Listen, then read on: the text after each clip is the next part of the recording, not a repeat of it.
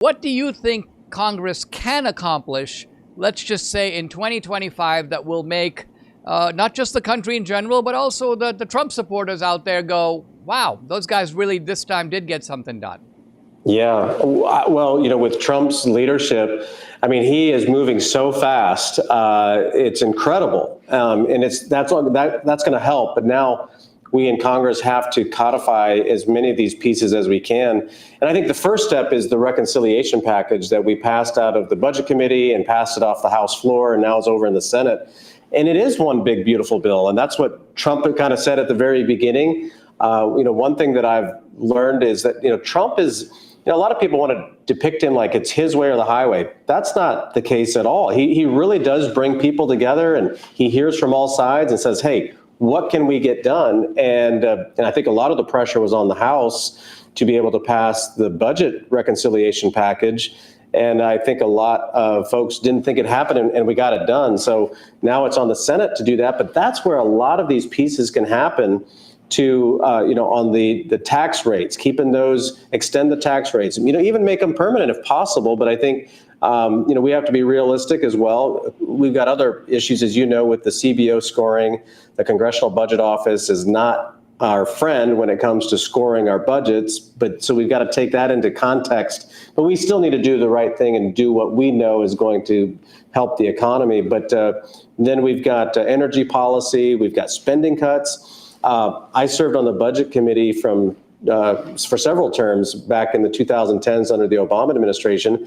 And I told Chairman Jody Arrington last night that the budget reconciliation package that we voted for this year is the most meaningful bill I have ever voted on in Congress. And because it actually cuts spending. And that's, back to even Speaker Johnson, the numbers started, pretty low. We were, all kind of disappointed that we got to increase these spending cuts from $300 billion, and we went into committee at $1.5 trillion, and now it's actually pushing $2 trillion.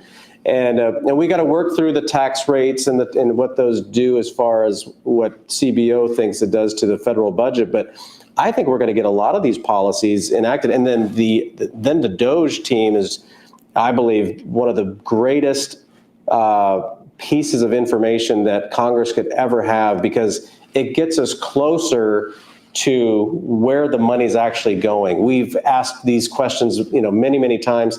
And, under the Obama administration, you ask where this funding's going, and they'll always tell you, these bureaucrats will always tell you what they want you to hear. They don't tell us what we, know what we're looking for. And instinctively, we've known that.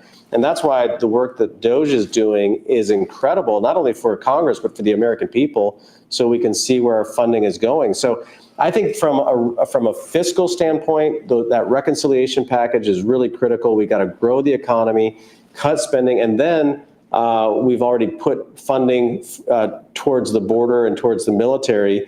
But Trump has done just a remarkable job, and those at Homeland Security and Border Patrol, to shutting down this illegal immigration. And some of the findings that Elon Musk and DOGE are finding just simply shows a blatant effort by the Democrat Party to bring illegals into this country to transform America into a socialist country. And so it's going to be interesting to see what else we find, what they find, and Congress needs to act on that. And so there's so much information coming. We need to move now on the things that we know, so that way we can start moving the ball. But Congress, we need to be busy over the next year to enact as many of these pro-Trump, pro-America policies that we know are right in front of us.